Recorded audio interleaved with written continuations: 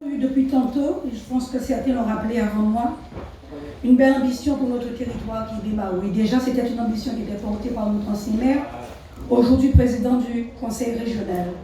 Cette ambition, c'était d'ancrer Bémao dans l'innovation. Faire de Bémao une terre qui sait innover de manière à pouvoir durer.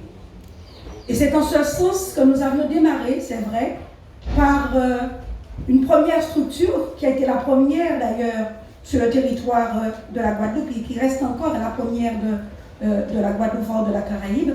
Je veux parler de la pépinière Audacia, où nous avons mis en tout cas à la disposition de certain nombre de pépins cet espace, de manière à pouvoir se développer, se créer, mais surtout faire de ces pépins et de ces entreprises, et bien tout simplement des structures aujourd'hui qui sont extrêmement dynamiques, et vous en avez quelques exemples, tels que Olmol et le jeune Célestine, bien sûr, avec son entreprise et bien d'autres. Bémao aussi, c'est, vous le savez, depuis pas très longtemps, quand on regarde sur l'échelle du temps, sur l'échelle de la planète, Bémao aussi, c'est terre d'industrie.